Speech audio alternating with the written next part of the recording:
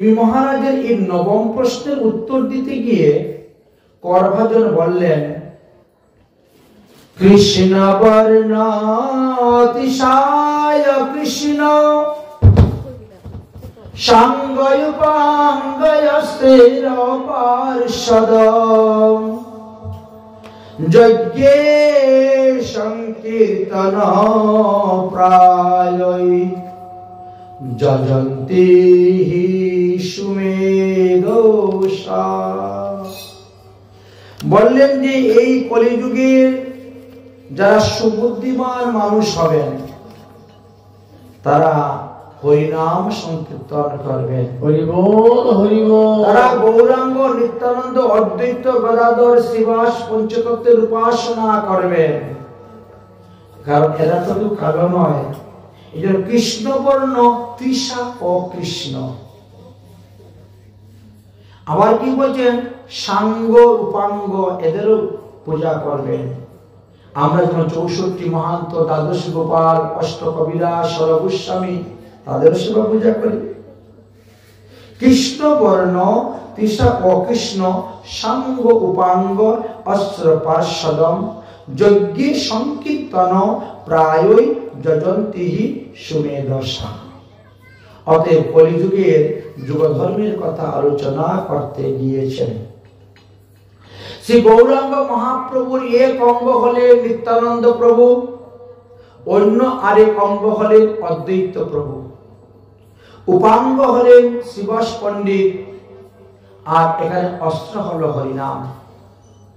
আজ সেই অদ্বৈত সপ্তমী, মকর সপ্তমী, অদ্বৈত প্রভুর আবির্ভাব তিথি, অদ্বৈত প্রভুর আবির্ভাব জয়ন্তী। কোন কোন শাস্ত্র অনুসারে দেখা যায় তিনার 608 বৎসর আগে তিনি অবতীর্ণ হয়েছেন। কোথায় বা লেখা আছে 590 বৎসর আগে তিনি প্রকট হয়েছেন। 590।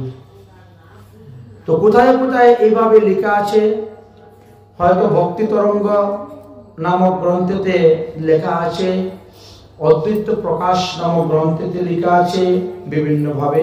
যাই হোক, তো আমরা সেই দিকে যাচ্ছি না। তাহলে অদ্বৈত গোসাই চৈতন্যের মুখ্য অঙ্গ।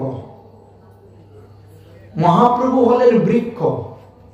উদাহরণ দিচ্ছেন কৃষ্ণদাস কবিরাজ গোস্বামী। মহাপ্রভুকে যদি ভক্তির মূল বৃক্ষ মনে করেন, তাহলে নিত্যানন্দ আর অদ্বৈত হলেন দুই শাখা। একটা বৃক্ষ থেকে দুটা শাখা বেরিয়েছে। অদ্বৈত গোসাই চৈতন্যের মুখ্য অঙ্গ, আর এক অঙ্গ তার প্রভু নিত্যানন্দ। প্রভুর উপাঙ্গ হলেন শ্রীবাস পণ্ডিত আদি ভক্তগণ, হস্ত মুখ নেত্র অঙ্গ চক্রাদি অস্ত্র সম। তাহলে অঙ্গ আমাদের, আমরা কি বলি, হাতকে, মুখকে, চোখকে, নাককে, এগুলো বলি না, আমাদের দেহের একটা অঙ্গ। এইসব লইয়া চৈতন্য প্রভুর বিহার, এইসব লইয়া করেন বাঞ্ছা হরিনামের প্রচার। তাই পঞ্চতত্ত্ব নিয়েই তিনি হরিনামের প্রচার করেছিলেন। নিত্যানন্দ প্রভুর কিছু তথ্য কথা শুনো, বলরাম গোসাই তিনি হন শঙ্কর্ষণ।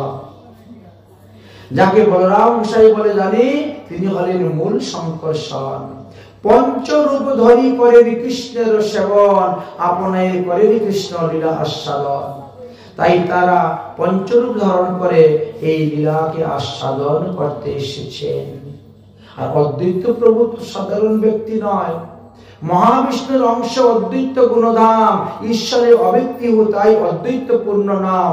পূর্বে দৈত্যে কইল সর্ববিশ্বর সৃজন, অবতারী কইল তাহে ভক্তি প্রচারণ। জীবন স্তর লাগি কৃষ্ণ ভক্তি করল দান, গীতা ভাগবতে কইল ভক্তির ব্যাখ্যান। ভক্তি উপদেশে বিনু আর নাহি কার্য, অতএব নাম তার অদ্বৈত আচার্য। বৈষ্ণবের গুরু তিনি জগতের আর্য, এই দুই কারণে তার নাম অদ্বৈত আচার্য। বাল্যকালে তিনার নাম কি ছিল? কমল নয়ন তিনি যাহার অংশ, কমলাংশ বলিয়া তাহার নাম অবতাংশ। এই জন্য বাল্যকালে তিনাকে কমলাক্ষ নাম ছিল। জগত মঙ্গল অদ্বৈত জগৎ গুণধাম, মঙ্গল চরিত্র, তাই বাল্যকালে মঙ্গল ছিল নাম। মঙ্গল নাম ছিল। অদ্বৈত আচার্য ঈশ্বরের অংশ কার্য, অতএব তার তত্ত্ব বুঝিবার কোন আছে কার্য। অদ্বৈত প্রভুর তত্ত্ব বোঝা বড় ভার, বড় গম্ভীর। ঠিক তেমনি ভাবে গদাধর পণ্ডিত, স্বয়ং রাধা রানী আজ গদাধর পণ্ডিত রূপে এসেছেন মহাপ্রভু লীলার সহায়তা করার জন্য। আর শিবাস পণ্ডিত হলেন দেবশ্রী নারদ মুনি, তিনি এসেছেন এই হরি নাম প্রচার করার জন্য। কারণ বৃহৎ নারদীয় পুরাণে এই তত্ত্ব কথাই তো বর্ণন করে গিয়েছেন, এই হরিনামের মহিমার কথা, হরিনাম প্রচার কথা। তাই মহাপ্রভু সবাইকে কি বলতেন? হরিনাম মধুর রস পিয়রে মনুয়া, এই সংসার সব ঝুটা। হরিনাম সুদার পিয়রে মনুয়া, এই সংসার সব ঝুটা। হরিনাম মধুর রস পিয়রে মনুয়া, এই সংসার সব ঝুটা। হরিনাম সুদার পিয়রে মনুয়া, এই সংসার সব ঝুটা।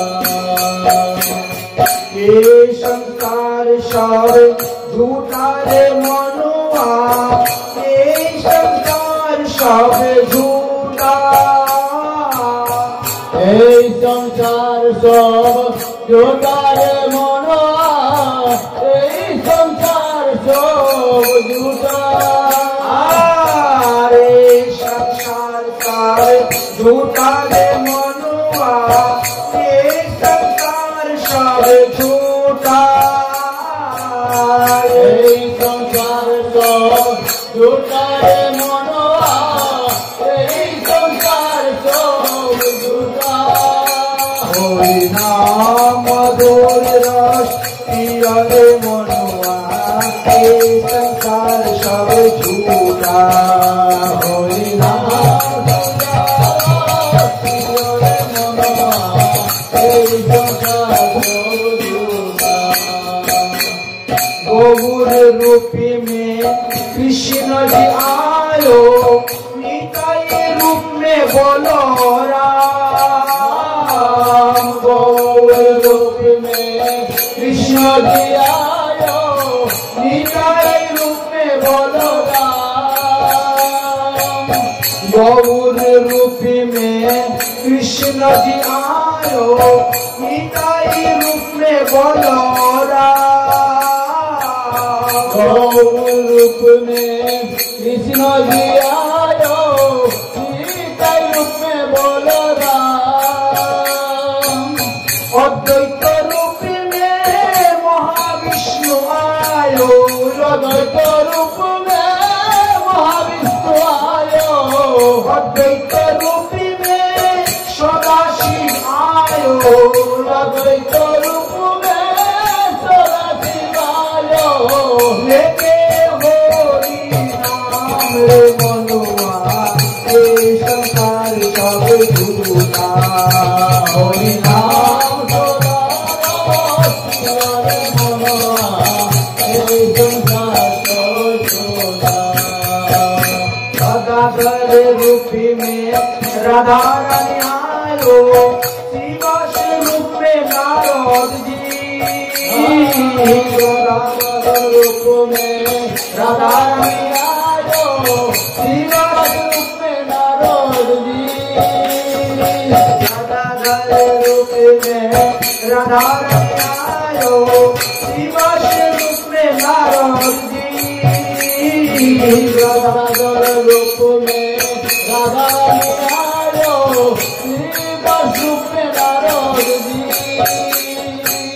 पंचतत्व मिलित करे पत्रे, पंचरूप मिलित करे। हरि नाम विजय गली गली रे मनुआ, এই সংসার সব ঝুটা।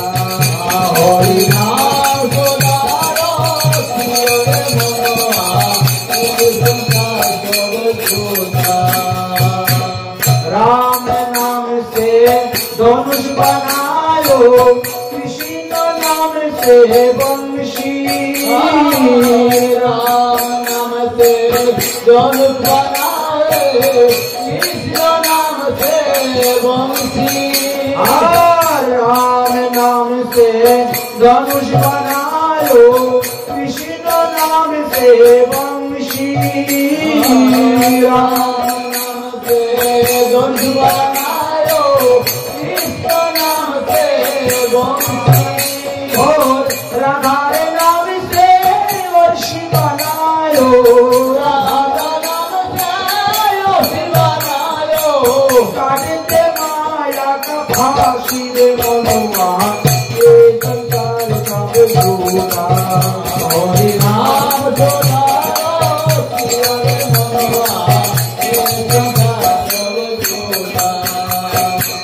राम रूप में रावण बोले कृष्ण रूप में कंसो राम रूप में रावण बोले कृष्ण रूप में कंसो राम रूप में रावण बोले कृष्ण रूप में कंसो राम रूप में रावण बोले कृष्ण रूप में कंसो गौर रूप में हरि नाम मिलायो गौर कबे कबे तोरे संसार मनुआ ये संसार सब झूठा हरि नाम रे मनुआ ये संसार सब झूठा हरि नाम रे मनुआ ये संसार सब झूठा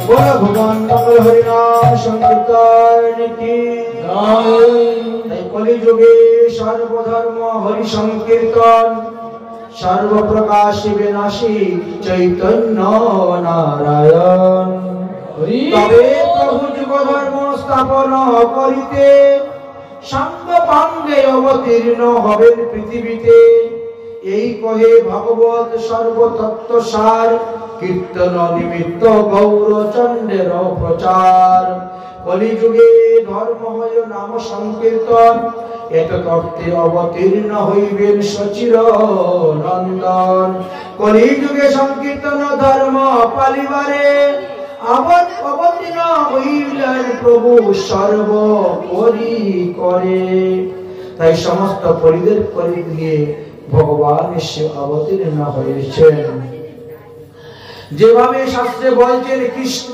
নাহি মানে যে তাকে দৈত্য করে মানে ঠিকভাবে চৈতন্য না মানে যে তারে দৈত্য করে জানি তাই দেই তারপরে হয় কৃষ্ণের অবতার তারপরে কলিতে হয় গৌরচন্দ্রের বিহার হেন কৃপাময় চৈতন্য না বোঝে যেই জন কলিযুগের কথা বলছেন সর্ব উত্তম হইল সে অসুরেতে গণন তাই সংকীর্তন প্রবর্তক শ্রীকৃষ্ণ চৈতন্য সংকীর্তন যজ্ঞ যে ভজে সেই তো ধন্য কলিযুগের ধর্ম হয় নাম সংকীর্তন চারি যুগে চারি ধর্ম জীবেরই কারণ এই রাত্রি দিন নাম লো খাইতে শুইতে তাহার মহিমা বেদে নাহি পারে দিতে অতএব কলিযুগের নাম যজ্ঞ সার আর কোন ধর্ম করলে নাহি হইবে পার সাধ্য সাধন তত্ত্ব যে কিছু সকল হরি নাম সংকীর্তনেই মিলিবে সকল হরি বল হরি বল অতএব এই কলিযুগকে আমরা প্রণাম করি প্রণমিহ কলিযুগ সর্বযুগ সার তাই কলিযুগকে প্রণাম করছেন কারণ হরিনাম মহামন্ত্র যাহাতে প্রচার কলিযুগের পাপাচ্ছন্ন অন্ধকারময় পূর্ণ শশধর বেরো চৈতন্য উদয় সচিগর্ভ সিন্ধু মাঝে চন্দ্রের প্রকাশ পাপ তাপ দূরে গেল তিমির হইল না তাই অপরাধ ছাড়িয়া করো নাম সংকীর্তন অচিরাত পাবে সবাই কৃষ্ণ প্রেম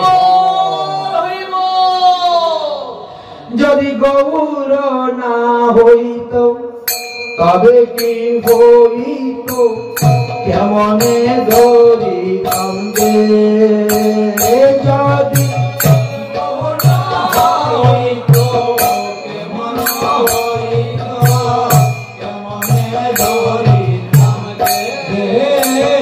আমি কেমনে ধরিতাম যে আমি কেমনে ধরিতাম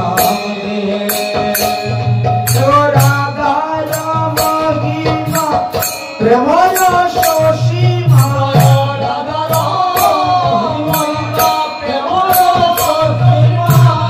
জগতে জানাত কে গো জগতে জানাত কে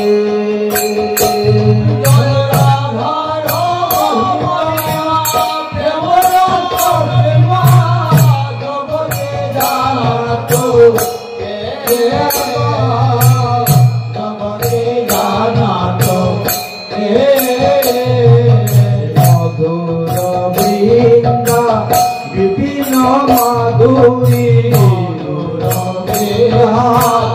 বিভিন্ন মাধুরী অবেশ চাতুরী চাতুরী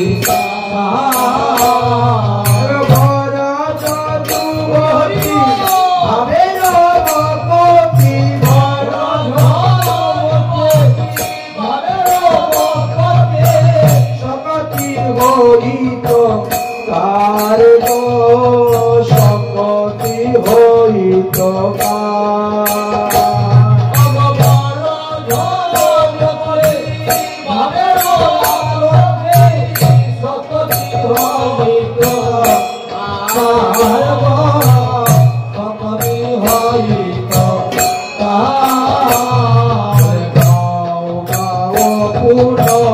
গৌরাঙ্গের গুণ গৌরাঙ্গের গুণ সরল করিয়া সরল করিয়া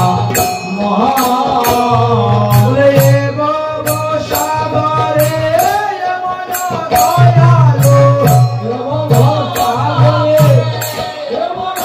দয়ালো না দেখিয়ে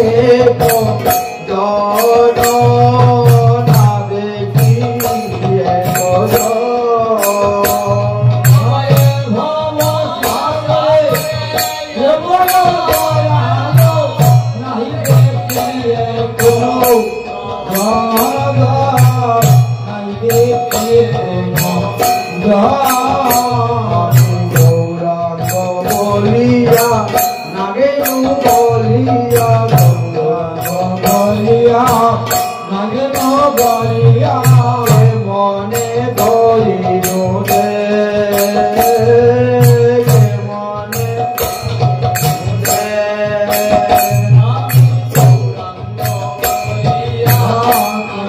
বলিয়া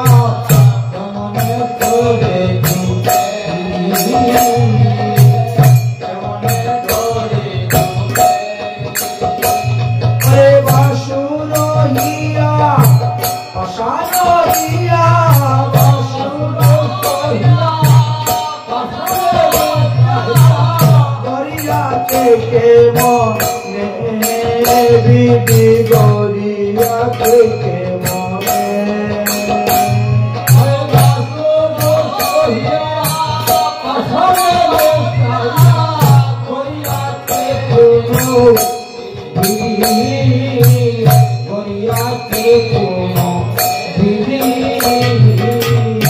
তাই কলিযুগে কখনো তার গৌরাঙ্গ মহাপ্রভু যদি না আসতেন তাহলে আমরা এত সুন্দর সরল ভাবে আমরা পেতাম না এই হরিনাম।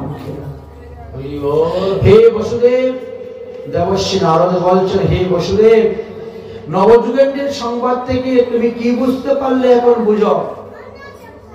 শিশুপাল, পন্দ্র, শাম্ভ এরা তো বৈরীভাব করেছিল কৃষ্ণের সঙ্গে, কিন্তু বৈরীভাব করেও তারা দেখে উদ্ধার হয়ে গেল।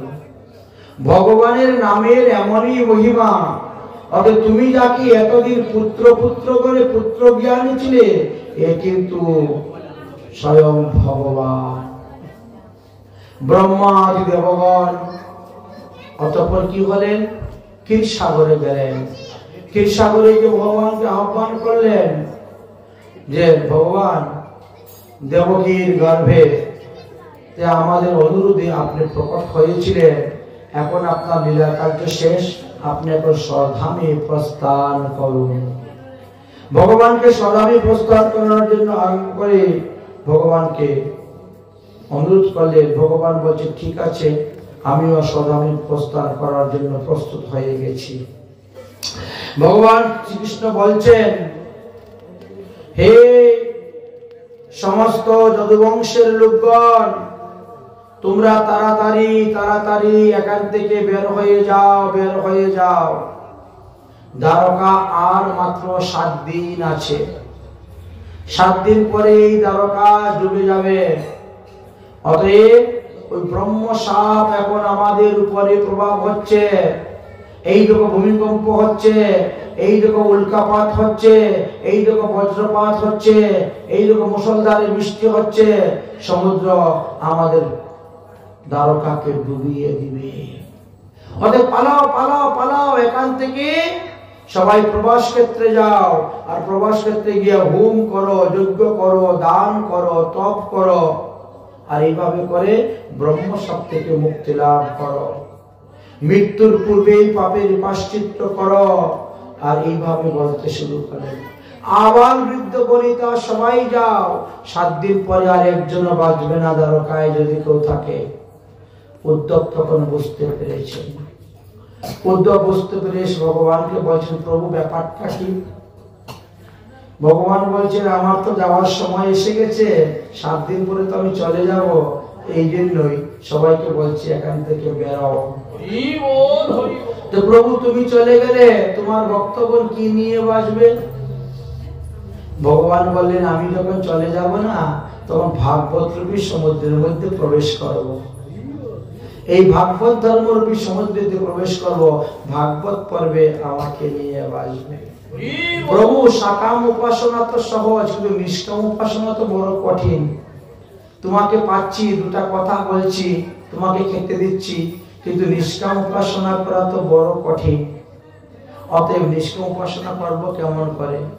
ভগবান বললেন, তুমি তীর্থ ভ্রমণে বেরিয়ে যাও, তুমি সন্ন্যাস গ্রহণ করো, আর তুমি তীর্থ ভ্রমণে বেরিয়ে যাও, তাহলে তোমার মঙ্গল হয়ে যাবে। ইনি বলছেন, আমি সন্ন্যাস গ্রহণ করবো, তীর্থ ভ্রমণে যাব? আমার মতো বিষয়ী মানুষ কি সন্ন্যাস নিয়ে সন্ন্যাসের মর্যাদা রক্ষা করতে পারবে? সন্ন্যাস নেওয়া কোনো চাকরিকারী কথা নয়, তার মর্যাদা রক্ষা করা কি সম্ভব? বলে কেন পারবে না? যদি আমাদের বংশের রাজা যদু মহারাজ যদি করতে পারেন, তাহলে তুমি পারবে না কেন? যদু মহারাজ কিভাবে করেছিলেন? বলে এক অবধূতের নিকট থেকে শিক্ষা লাভ করেন। যদু মহারাজ কি কম বড় বিষয়ী ছিলেন, কিন্তু তিনি যখন এক অবধূতের সঙ্গে সাক্ষাৎ করলেন, আর তার কাছ থেকে তিনি এমন শিক্ষা লাভ করলেন, যার কারণে তিনি অতি তুচ্ছ সংসার ত্যাগ করে বলিবজনে চলে গিয়েছিলেন। অতএব আমিও তোমাকে সেই শিক্ষার কথা বলবো, শোনো, শিক্ষার কথা বলবো। এই বলে ভগবান শ্রীকৃষ্ণ উদ্ধবকে একটা নির্জন স্থানে নিয়ে গেলেন, আর নির্জন স্থানে নিয়ে গিয়ে তখন যদু এবং অবধূতের মধ্যে কথোপকথনের কথা আলোচনা করলেন। এখানে 24 গুরুর কথা আমাদের আসবে। তো যদু মহারাজ যখন তীর্থ ভ্রমণ করতে যাচ্ছেন, তখন তিনি দেখতে পেলেন এক গাছের নিচে এক সাধু গাছের শিকড়ের মধ্যে মাথা দিয়ে শুয়ে আছে। জলপান করার মতো কোনো পাত্র নাই তার কাছে, অথচ তার চেহারা দেখলে মনে হয় ইনি নাকি কত কোটি টাকার মালিক। মুখটা কি সুন্দর, গোলগাল হাসি মাখা মুখ, কথা বলতে বলতে হাসেন। দণ্ডবত প্রণাম করে বললেন, আপনি কোন সুখে সুখী? আপনার মনে এত আনন্দ কোথা থেকে আসছে? আপনি কত টাকার মালিক? তিনি বলেন, আমি কৃষ্ণ ধনে ধন। কৃষ্ণ ভক্তিতে যে আনন্দ সিন্ধু, কোটি ব্রহ্ম সুখ নহে তার এক বিন্দু। দেখো আমার মাথার মধ্যে বালিশ দেওয়ার মতো কিছু নেই, মশারি নেই, বিছানা নেই, তারপরও আমি এত আনন্দিত কেন জানেন? আমি 24 জন গুরুর কাছ থেকে এমন জ্ঞান লাভ করেছি যে সর্বকালে সর্বাবস্থায় আমি আনন্দেই থাকি। এখন দেখছো আমি গাছের নিচে শুয়েছি, কালকে দেখবে আমি রাজার বাড়িতে গিয়ে রাজপালকের মধ্যে শুয়েছি। এখন দেখছো তোমার আমার হাতে করপাত্র নেই, তখন দেখবে আমি স্বর্ণ থালে অন্ন খাচ্ছি। তবুও সর্ব অবস্থায় সর্বকালে আমি ওইভাবেই থাকি, কারণ আমি তো 24 জন গুরু থেকে শিক্ষা লাভ করেছি।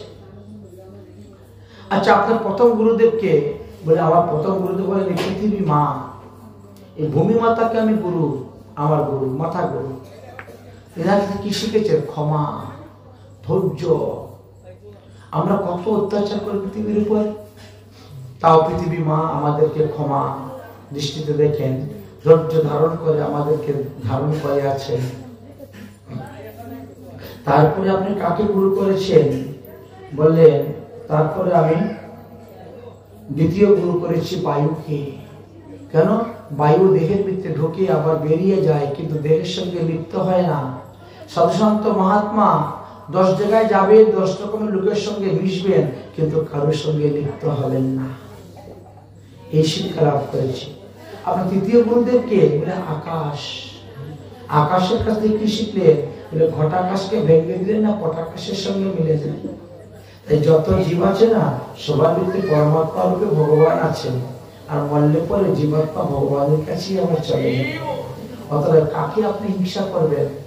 যদি আপনি কাউকে হিংসা করেন, প্রকারান্তে ভগবানকে হিংসা করা হচ্ছে। এই জন্য আমি কাউকে হিংসা করি না। চতুর্থ গুরুদেব কি বলবো? অগ্নি। কারণ বলে অগ্নি সর্বভোগ্য হইও যেমন তার তপস্যার দ্বারা, তেজের দ্বারা দেহকে পবিত্র রাখে, আমরা সাধুসন্তরা 10 জায়গায় যাব, 10 জনের হাতে খাবো, কিন্তু ভজনের দ্বারা দেহকে সর্বদা পবিত্র রাখিতে হইবে। 6 নম্বর গুরু আপনার কে? বলে চন্দ্র। তার কাছে কি শিখেছে? তার কাছে শিখেছি যে চন্দ্রের যে অমাবস্যা থেকে পূর্ণিমা পর্যন্ত এক কলা করে বাড়ে, আসলে ওটা চন্দ্রের বাড়ে না, চন্দ্রের কলার বৃদ্ধি পায়। আবার পূর্ণিমার পর থেকে অমাবস্যা পর্যন্ত এক কলা করে ক্ষীণ হয়ে আসে, ওটাও কিন্তু কলারই ক্ষীণ হয়, চন্দ্রের কিছুই হয় না। চন্দ্র যেমনটা আছেন তেমনটাই থাকেন।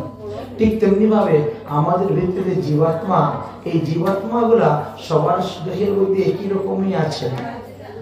আজকে যে সন্তান জন্ম করছে তার ভিতরে যে জীবাত্মা আছে, আর 100 বছরের বৃদ্ধ যে, তার ভিতরে সেই জীবাত্মাই আছে। ওখানে বৃদ্ধি হয় না, বৃদ্ধি হয় শরীরের বৃদ্ধি হয়, কিন্তু আত্মার তো বৃদ্ধি হয় না। শরীরের ক্ষয় হয়, আত্মার ক্ষয় হয় না। এই জন্য আমি চন্দ্রকে গুরু করেছিলাম। তারপরে আমি সূর্যকে গুরু করেছি। সূর্যদেবের কি শিখেছেন? সূর্যদেব গ্রীষ্মকালে রশ্মি দিয়ে সমস্ত জল শোষণ করে নিয়ে যায় বায়ুমণ্ডলে, আবার যথাসময়ে পৃথিবীতে বৃষ্টি রূপে ছেড়ে দেয়। আমরা সাধুসন্ত মহাত্মা 10 জায়গায় যাই, সবাই আমাদেরকে দক্ষিণা দেয়। সেই দক্ষিণাটা নিয়ে এসে আমরা উৎসব বান্ডারা করে সব মিলিয়ে দিয়ে দিই। সূর্যদেবের কাছ থেকে এই শিক্ষা লাভ করেছিলাম।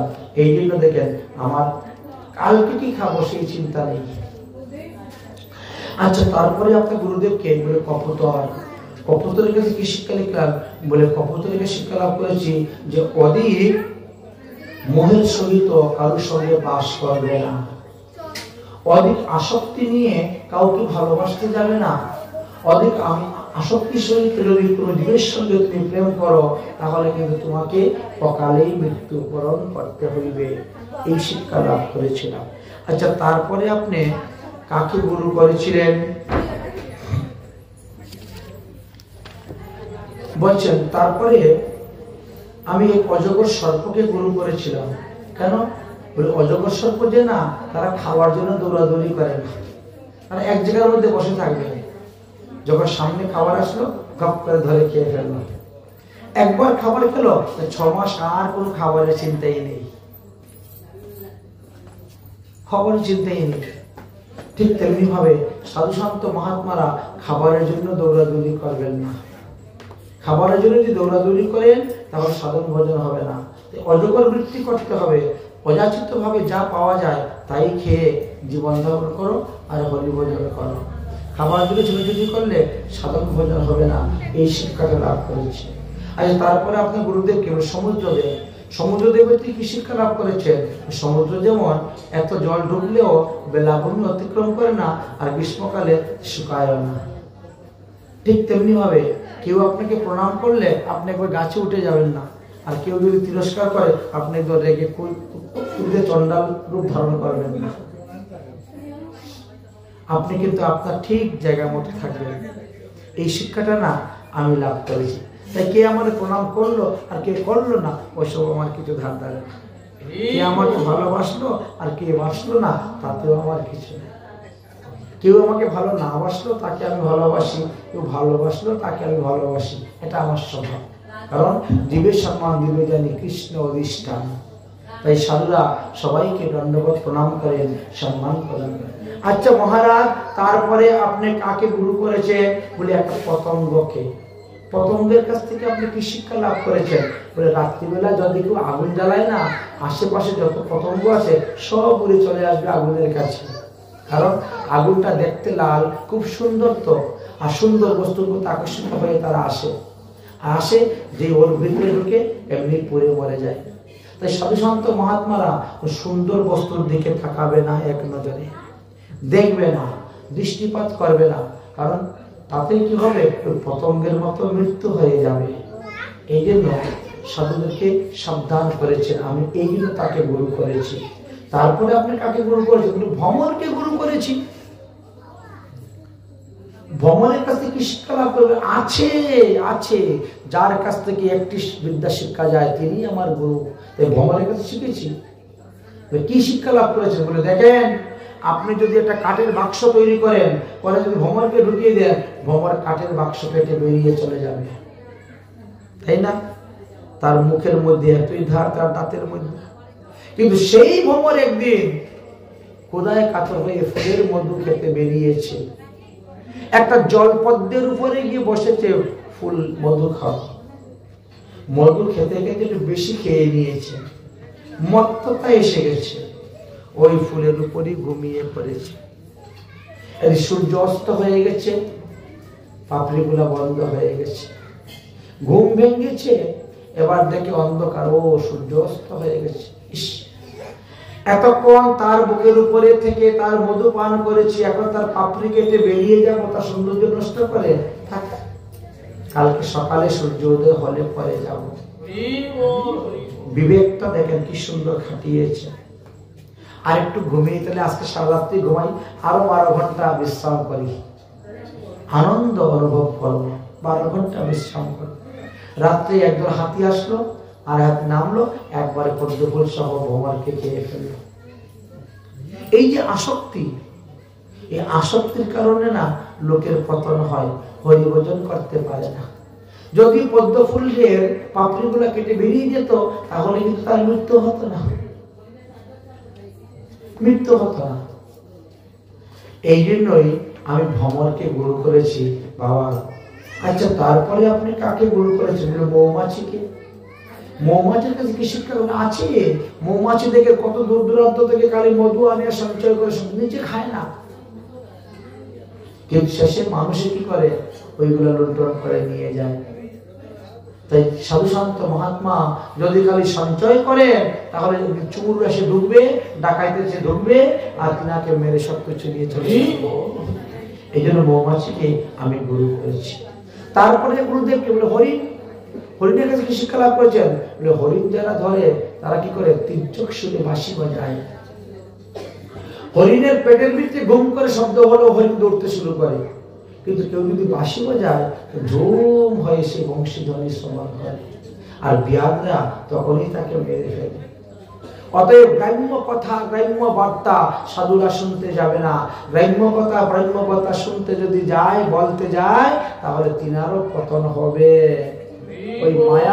ওই মায়া হরিণ এসে তাকে ধরবে, আর ধরে তার সাধুত্ব নষ্ট করে দিবে। আচ্ছা, তারপরে আপনি গুরুদেব কাকে করছেন? বলে মাছকে আমি গুরু করেছি। কেন?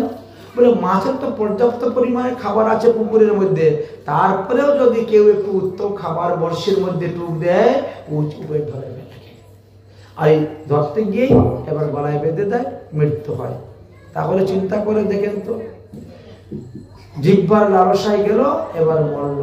তাই সাধু সন্ত মহাত্মারা জিহ্বার লালসা ত্যাগ করে দিবে, জিহ্বার কোনো লালসা রাখবেন না, শুধু খালি জীবিকা নির্বাহের জন্য তিনি সেবা করবেন। আচ্ছা, তারপরে আপনি গুরু কাকে করেছেন? একটা বেশ্যাকে। আপনি এত বড় মহাত্মা হয়ে, অবধূত হয়ে আপনি বেশ্যাকে গুরু করেছেন, বলে তার থেকে শিকার আছে তো, তাই জন্য তাকে গুরু করেছি। বলে কি শিখেছেন? বলে আশাই পরম দুঃখ, নিরাশা পরম সুখ। যত আশা করবেন না ততই দুঃখ পাবেন, আর যত আশা ত্যাগ করতে পারবেন তত সুখ শান্তি লাভ করতে পারবেন। এই শিক্ষা আমি তার কাছ থেকে লাভ করেছিলাম। আচ্ছা মহারাজ, তারপরে আপনি কাকে গুরু করেছেন? বলে একটা কুরুর পক্ষীকে। কি শিক্ষা লাভ করলেন? যে বস্তু থেকে দেখবেন আপনার প্রাণ নাশের সম্ভাবনা, সেই বস্তু তৎক্ষণাৎ ত্যাগ করে দাও। এই শিক্ষা লাভ করেছিলাম। আচ্ছা মহারাজ, তারপরে আপনি কাকে গুরু করেছেন? ছোট বালককে। কেন? বালকের কোনো মান সম্মান বোধ নেই, কোনো বাড়ি ঘরের বোধ নেই। মা যদি সন্তানকে মারে, সে আবার মা মা বলে মাকেই জড়িয়ে ধরে, মান অপমানের কোনো বোধ নেই। এই জন্য তাকে আমি গুরু করেছি। তারপরে আপনার গুরুকে এক কুমারী পোকা, এক কুমারী কন্যা। কুমারী কন্যা থেকে শিক্ষা লাভ করেছে। বলে বহু বাসে ন কলহ। কুমারী কন্যার হাতের মধ্যে চুরি ছিল, ওই ধান পাট দিতে গেলে ঝঞ্ঝান ঝঞ্ঝান শব্দ করে, তোমার একটা একটা করে হাত থেকে খুলে রেখে দিয়েছে, দুই হাতে দুইটা শব্দ হয় না। এর দ্বারা প্রমাণিত হলো সাধু শান্ত মহাত্মা যারা হবেন তারা একা থাকবেন, একা ঘোরাবেন, তাহলে কারোর সঙ্গে কলহ হবে না, ঝগড়াঝাটি হবে না। আচ্ছা, তারপরে আপনি কাকে ঘর করে গুরু করেছেন? একটা কামারকে। কেন? কামারের কাছে কি শিখেছেন? বলে কামার যখন তীর তৈরি করলো না, তখন দেখলাম তার মন প্রাণ সব কিছু ওই তীরের মধ্যে দিয়ে দিয়েছে। পাশে দিয়ে এক রাজা চলে গেছে, সে বুঝতেই পারে নাই। এই জন্য আমি কামারকে গুরু করেছি। আচ্ছা, তারপরে আপনি কাকে গুরু করেছেন? বলে একটি ক্ষুদ্র সর্পকে। কেন? বলে ক্ষুদ্র সর্প যারা, তাদের কোনো বাড়ি ঘর নেই, তাদের ক্ষুধা লাগলো, চলতে চলতে যা সামনে পারলো খেলো, বাস আবার চলতে শুরু করলো। ঘুম আসলো, যেখানে গর্ত পেলো সেখানে ঢুকে ঘুমিয়ে পড়লো, ঘুম শেষ আবার হাঁটতে শুরু করে দিল। সাধু শান্ত মহাত্মা যারা, তারা মঠ মন্দির বানাবে না, মঠ মন্দির বানালে ওর মধ্যে ফেসে গেল, আর কোথায় বেরোতে পারবে না, ঘুরতে পারবে না। এই জন্য আমি কোনো মঠ মন্দির বানাই না, আমি বাইরে বাইরে ঘুরে বেড়াই। ও তারপরে আপনি কাকে গুরু করেছেন? বলে মাকড়সাকে। মাকড়সা নিজের সুখের জন্য নিজের মুখ থেকে সুতা বের করে জাল তৈরি করে, ওখানে বসে বসে খাবে, আর শেষে ওই জাল গুটিয়ে আর পালাতে পারে না, ওই জালের মধ্যে পড়ে সে মারা যায়। তাই আমরা যারা বৃদ্ধকালে থাকবো সুখে, খাবো সুখে বলে জাল তৈরি করতেছি, ওই জাল গুটিয়ে হরিভজন করা সাংঘাতিক ব্যাপার। তারপরে আপনি কাকে গুরু করলেন? কুমারী পোকাকে। কুমারী পোকার থেকে কি শিক্ষা লাভ করেছে? বলে ভজনে সাধনে ভাবিবে যাহা, সিদ্ধ দেহি পাবে তাহা। এই জন্য তাকে গুরু করেছি। কুমারী পোকার কোনো সন্তান নেই, কিন্তু এই মাটি দিয়ে ঘর তৈরি করে অন্য প্রাণীর সন্তানকে ধরে নিয়ে এসে ওর মধ্যে বন্দি করে রেখে গুনগুন গুনগুন করতে থাকে। ভিতরের পোকাটা যখন জ্ঞান ফিরে পায় আর এর চিন্তা করতে করতে শেষে সে কুমারী পোকা হয়ে বেরিয়ে আসে। এই জন্য আমরা সাধন ভজন করতে গিয়ে আমরা যা যা চিন্তা করবো ভাববো, ওই রকমই কিন্তু আমাদের লাভ হইবে। উদ্ধব বললেন, হে কৃষ্ণ, তারপরে কি হয়েছে? তারপরে অবধূত গেলেন, আর অবধূত থেকে বিদায় নিয়ে গেলেন, আর আমাদের যদু মহারাজ সংসার ত্যাগ করে চলে গেলেন। উদ্ধব প্রশ্ন করলেন, বদ্ধ জীব আর মুক্ত জীব তারা কিভাবে আমরা চিনতে পারবো? যে আমাদের মনই হলো বুদ্ধির বন্ধনের কারণ, আর আমাদের মনই হলো মুক্তির কারণ।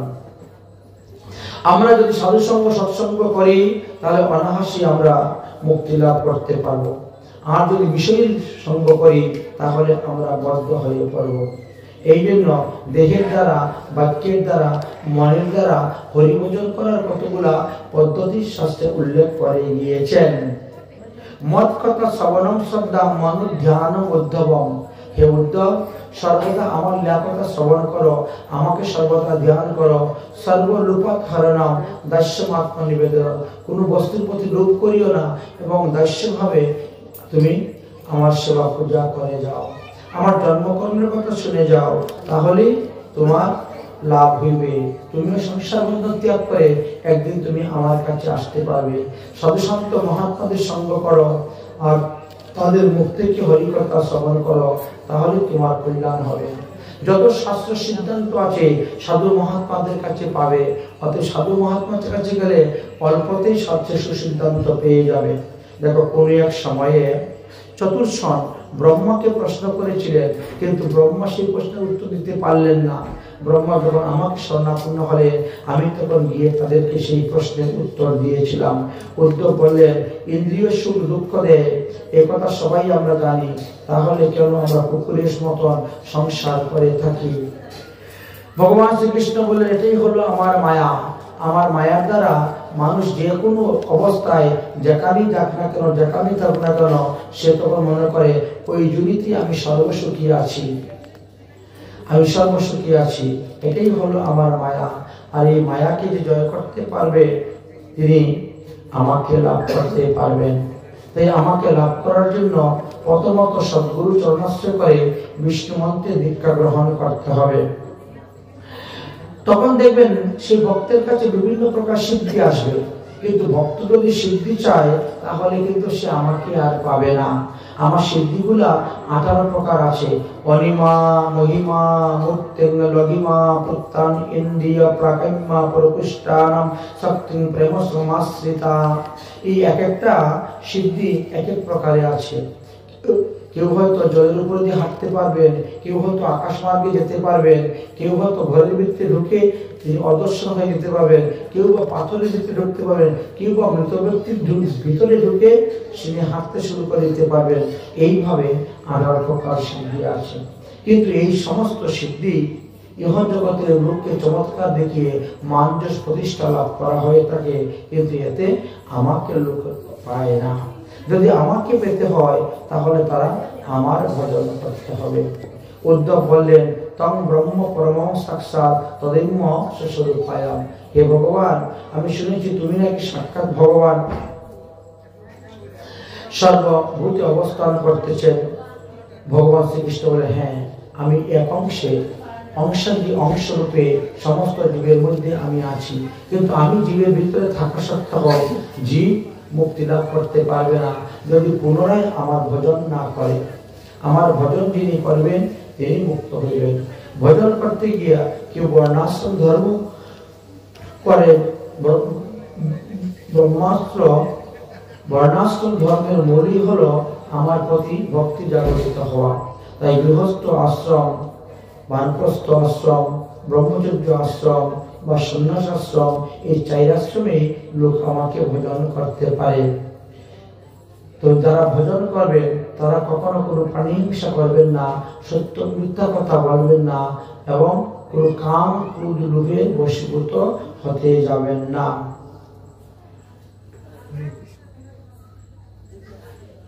উদ্ধব বললেন, আচ্ছা প্রভু, মৌন হইয়া কি তোমার ভজন করা যায়? ভগবান বললেন, হ্যাঁ, মৌন অবস্থায়ও আমার ভজন করা যায়। স্নানং ভোজনং জপেষু হোমং জপেষু চত পাকযন্ত্রবৎ নহি ক্রিয়তম বক্ষ্যত পন্থনাগতি। বললেন যে ভোজনকালে যদি কেউ মৌন হয়ে ভোজন করে 12 বৎসর, তাহলে সে সিদ্ধি লাভ করে নিবে। যদি কেউ জপের মধ্যে বসে 12 বৎসর কথা না বলে জপ করেন, তাহলেও তিনি সিদ্ধি লাভ করতে পারবেন। এইভাবে যে কোনো একটা নিয়ম যদি 12 বৎসর একভাবে করা যায়, তাহলে তার দ্বারা সিদ্ধি লাভ করা যায়। ষষ্ঠ সমান আচার্য মান সর্বভূতং নৈবিতম, এবং গুরু সেবার দ্বারাও সিদ্ধি লাভ করা যায়। গুরুদেবের সেবা যদি কেউ কায়মনে বাক্যে 12 বৎসর করেন, তাহলে তিনিও সিদ্ধি লাভ করতে পারেন। কিন্তু গুরু সেবা কিভাবে করতে হবে সেটা আগে জানতে হবে, দেখতে হবে, বুঝতে হবে, তারপরে করতে হবে। কিন্তু অনেকেই গুরু সেবা করতে গিয়েও সেখানে ভুল হয়ে যায়। যেমন ধরেন, এক ব্যক্তি জ্যৈষ্ঠ মাসে তার গুরুদেব এসেছেন। জ্যৈষ্ঠ আষাঢ় মাসে খুব গরম তো, গুরুদেব এসেছেন। আর সে গুরুদেব আসবেন বলে কি করছে, ঘরের ভিতরে কুলার লাগিয়েছে, পাঙ্খা লাগিয়েছে, বরফের সিল্লি নিয়ে এসেছে, এনে ঘরের মধ্যে রেখেছে। গুরুদেব আসবেন যাতে গুরুদেবের কষ্ট না হয়, রৌদ্র না লাগে, গরম না লাগে। তো ওনার কর্মচারী ছিল, কর্মচারী দেখেছে এইভাবে গুরু সেবা করতে হয়। সে যখন তার গুরুদেবকে নিমন্ত্রণ দিয়েছে মাঘ মাসে, সেও তোমার ঘরের ভিতরে পাঙ্খা কুলার বরফে সিলিয়ে রেখে দিয়েছে গুরু সেবা করার জন্য। তাই সময় বুঝে, সুযোগ বুঝে, স্থান কাল পাত্র বুঝে গুরু সেবা করতে হয়। একজনের দেখার দিকে ও ওরকম ভাবে করছে, আমি ওরকম ভাবে করবো, তাহলে হবে না। সময় বুঝে করতে হবে। তো ঠিক তেমনি ভাবে গুরু সেবা করার কথা বলে শুধু শুধু দৃষ্টান্ত দিয়েছেন। এক গুরুদেব অসুস্থ হয়েছে, তো সব শিষ্যদেরকে চিঠি পাঠিয়েছেন যে আমি অসুস্থ হয়ে গেছি রে, হ্যাঁ তোমরা আসো আমাকে দেখে যাও, হয়তো আমি বেশি দিন আর বাঁচবো না। তো এক শিষ্য আসছে, বিরাট বড় পালোয়ান, বুঝলেন, কুস্তি লড়ে আর কি, পালোয়ান এসেছে, এসে বসেছে। আহা গুরুদেব, আমার কোনো টাকা পয়সা নাই, যদি টাকা থাকতো না এখনই অ্যাম্বুলেন্স এনে আপনাকে হসপিটাল নিয়ে চিকিৎসা করাইতাম। বলে এদিক ওদিক বসে গল্প টল্প মেরে প্রসাদ প্রসাদ খেয়ে চলে গেল। ও যখন চলে গেল তখন এক বৃদ্ধ এসেছে। গুরুদেবের তো সব রকম শিষ্যই থাকে। এবং সেই 70 বছরের বৃদ্ধ একজন, সে আবার কিন্তু 20 টাকার মালিক, নিজেদের গাড়িটাকে সব কিছু আছে, 20 টাকার মালিক। সে এসেছে, এসে গাড়ি নিয়ে একেবারে গুরুদেবের উঠানে বাড়িতে উপস্থিত। গাড়ি থেকে নামতে নামতে লাঠি হাতে আবার কাশতে কাশতে গুরুদেবের কাছে গিয়েছে, গিয়ে বসেছে। গুরুদেব, শুনলাম আপনি নাকি অসুস্থ। আমিও অসুস্থ, আমার শরীরে শক্তি নাই, বল নাই, না হলে আমি আপনার হাত পাটা একটু টিপে দিতাম। বলে বসে একটু গল্প সল্প করে সেও চলে গেল। আচ্ছা, যার শরীরে বল আছে সে তার বল দিয়ে গুরুদেবের হাত পা টিপে দিল না। সে বলে পয়সা থাকলে অ্যাম্বুলেন্স এনে তোমাকে শহরে নিয়ে যেতাম চিকিৎসা করাতে। আর যার টাকা আছে সে বললো না যে গুরুদেব চলুন আমার গাড়িতে করে, গাড়িতে নিয়ে এসেছি, চলুন একটু চিকিৎসা করাবো। সে বলে আমার সঙ্গে শক্তি যদি থাকতো আর তাহলে আমি একটু হাত পা টিপে দিতাম আপনার। ওরকম গুরু সেবা করলে হবে। গুরুর কি প্রয়োজন সেবা সেটা বুঝে গুরু সেবা করতে হবে, তবেই কি লাভ হবে। এই জন্য এখানে বললেন যে হে উদ্ধব, শরীরের দ্বারা, দেহের দ্বারা, বাক্যের দ্বারা, মনের দ্বারা যেমন পাপ হয় তেমন পুণ্যও করা যায়, পুণ্যও করা যায়। এইভাবে ভগবান শ্রীকৃষ্ণ বুঝাইলেন। তারপরে বললেন ভগবান শ্রীকৃষ্ণ এক গৃহস্থ ব্রাহ্মণের গল্প তিনি দিলেন। বললেন যে এক কঞ্জুস ব্রাহ্মণ ছিলেন, অবন্তিকা পুরীতে তিনি জন্মগ্রহণ করতেন। এমন কঞ্জুস ব্রাহ্মণ ছিলেন তিনি কখনো ধন দান করতেন না, খালি সঞ্চয় করতেন, সঞ্চয় করতেন। আপনি যদি বেশি পরিমাণে সঞ্চয় করেন, দান না করেন, তাহলে আপনার উপরে না পঞ্চদেবতা পূজিত হয়ে যাবেন। আমাদের পঞ্চযজ্ঞ দেবতা আছেন, এরা পূজিত হয়ে যান। যেমন মনে করেন গৃহস্থ ব্যক্তি যদি বেদ অধ্যয়ন করেন তাহলে তার ব্রহ্মযজ্ঞ হয়ে গেল। হ্যাঁ, তর্পণ যদি করেন তাহলে পিতৃযজ্ঞ হয়ে গেল। হোম যদি করেন, আহ্বান করেন আহ্বান স্বরূপ, তাহলে তিনার দেবযজ্ঞ হয়ে গেল। আচ্ছা, কাককে যদি খেতে দেন, কাককে যদি খেতে দেওয়া হয় অন্ন, তাহলে তার ভূতযজ্ঞ হয়ে গেল। আচ্ছা, কোন অতিথিকে যদি কোন মনুষ্যকে অন্ন খেতে দেন তাহলে অতিথিকে সেবা, মানে তিনার অতিথি যজ্ঞ হয়ে গেল। তো এইভাবে পঞ্চযজ্ঞের কথা আছে। কিন্তু ওই ব্রাহ্মণ কোনো কিছু করতেন না, কাউকে দিতেন না, যার কারণে পঞ্চদেবতা তার উপরে পূজিত হলেন। তার বাড়িতে আগুন লেগে গেল। বাড়িতে আগুন নিভাতে যারা এসেছিল তারাও আর কিছু লুটপাট করে নিয়ে চলে গেল। এইভাবে ব্রাহ্মণ নির্ধন হয়ে গেলেন। নির্ধন হওয়ার পরে তিনি ভাবলেন যে মাটির নিচে কিছু টাকা রেখেছিলাম, ওইগুলা দিয়ে এখন বাড়িঘর তৈরি করব। কিন্তু মাটি খুঁজে যখন টাকা বের করলেন দেখে সবগুলো নষ্ট হয়ে গেছে, পচে গিয়েছে। তখন তিনি আত্মীয় স্বজনদের কাছে গেলেন ধার করতে, টাকা ভিক্ষা চাইতে সাহায্য। কুটুম্বেষু সজ্জনেন অপমাদিনং কুটুম্বিনা। তারা বলে আমরা যখন গরিব ছিলাম তোমার কাছে গিয়েছিলাম, তুমি তো তখন দেও নাই, তো আমরা এখন তোমাকে দিব কেন? এইভাবে সে নিরাশ হয়ে গেল। যখন আর কোনো উপায় পেল না তখন সে কি করলো? আমার চরণে এসে শরণাপন্ন হলো। এই যখন অধিকাংশ লোকই এমন আছে যে সংসারে লাথি না খাইলে না আমার চরণে আসে না। কিছু কিছু লোক আছে সংসারে লাথি খেয়ে আসে। আচ্ছা শুনো, এই যে ব্রহ্মচর্য, গৃহস্থ, বানপ্রস্থ, সন্ন্যাস না, এদের প্রত্যেকের কিন্তু কিছু আলাদা আলাদা ধর্ম আছে। আবার কিছু ধর্ম আছে সবাইকেই এটা মানতে হবে। তাই ধর্ম কখনো কখনো বস্তু বিশেষ হয়, কখনো কখনো ব্যক্তি বিশেষ হয়। এটা কিন্তু তোমাকে মনে রাখতে হবে। একজন গৃহস্থের ধর্ম হলো সন্তান উৎপাদন করা, কিন্তু সন্ন্যাসের ক্ষেত্রে এটা অধর্ম। সন্ন্যাসীর ক্ষেত্রে সেটা অধর্ম। এই জন্যই বুঝতে হবে ধর্মের পরিভাষা বুঝে কাজ করতে হইবে, তবেই কি তিনি ধর্মপথে অগ্রসর হতে পারবেন। জ্ঞান, বৈরাগ্য এইগুলি লাভ করতে পারবেন, আর ভক্তির দ্বারাই তারা আমাকে লাভ করতে পারবে। আদরং পরিচর্যায়ং সঙ্গবান বিষয়াম।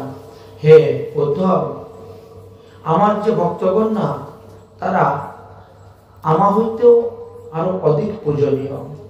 আমার ভক্তের পূজা যদি কেউ করে তাহলে সে আমাকে পাইবেই পাইবে, কিন্তু আমার পূজা করলে সে আমাকে পাইতে পারে, নাও পাইতে পারে। অতএব এই ভবার্ণবে পড়িয়া যারা হাবুডুবু খাচ্ছেন, ভবসাগর থেকে উদ্ধার হতে চান, তারা কিন্তু আমার ভক্তের সঙ্গ করবেন, ভক্তের সঙ্গে চলবেন, ভক্তের সেবা দিবেন, ভক্তের হাতে সেবা গ্রহণ করবেন। 6 রকমের সাধু সেবার দ্বারা তিনি উদ্ধার হইতে পারবেন। তাই আমার মতন যারা ভবসাগরে পড়ে আছেন তাদের উদ্ধারের উপায় হলো একমাত্র সদ্গুরুর চরণাশ্রয় করা। এক মহাত্মা বলছেন, ভবার নবে পরিয়াম আকুল পরাণ, ভবার নবে পরিয়াম আকুল পরাণ, ভক্তর নবে পরিয়াম আকুল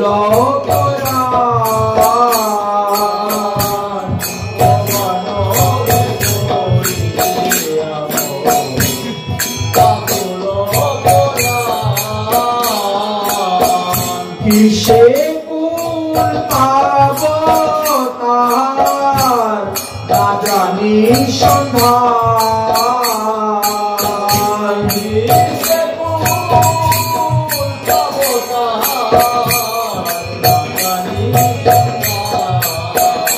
পাব তার না জানি সন্ধান, আকুল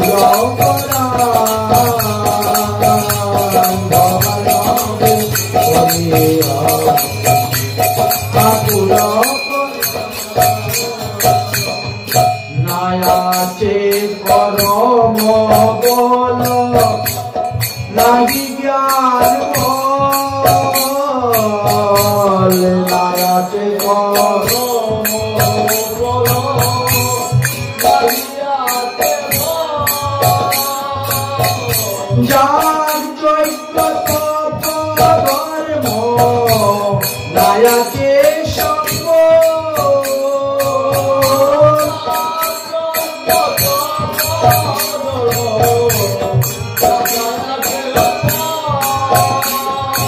নিতান্ত দুর্বল জানি না জানি সাধার,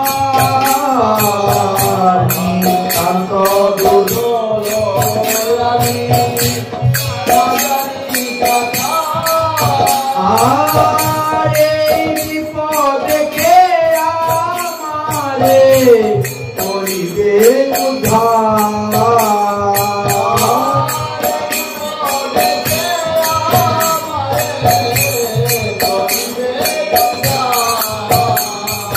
ভবার নামে মরিয়া আকুল করা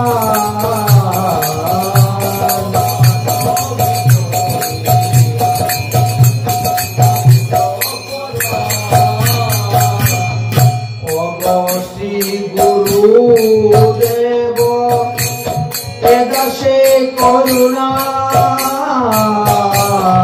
অবশ্রী গুরুদেব এদাসে করুণা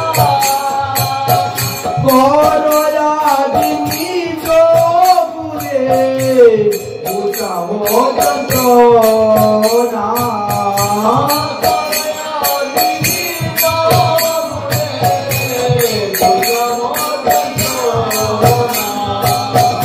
তোমার চরণ তোরি করিয়া আশ্রয়। তোমার চরণ তোরি করিয়া আশ্রয়। আর ভবার নব পায় হব করেছি নিশ্চয়।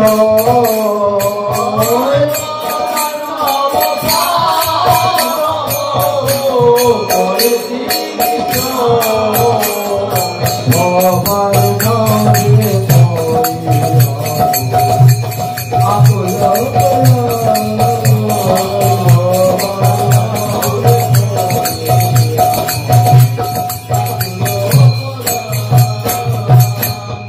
তুমি নিত্যানন্দ শক্তি কৃষ্ণ ভক্তির গুরু।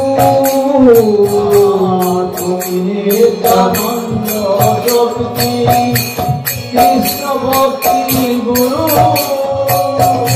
এ দাসে করোদান পদ কল্প তরু।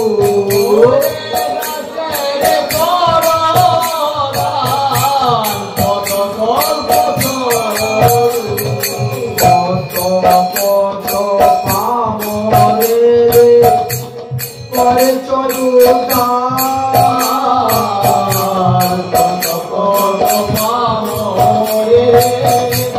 করে চলুদান।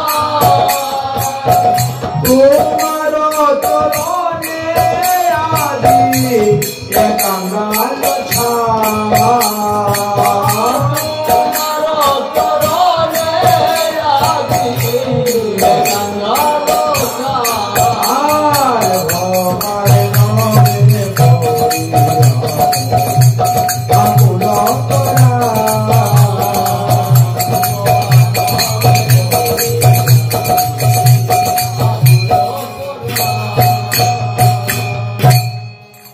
ভবানব থেকে উদ্ধার হতে গেলে সদ্গুরু চরণাশ্রয় করে গুরু সেবা করুন। দেখবেন গুরু কৃপা হি কেবল, আর তার কৃপার দ্বারা আপনি অনায়াসে যেতে পারবেন উদ্ধার। হরি বল হরি বল।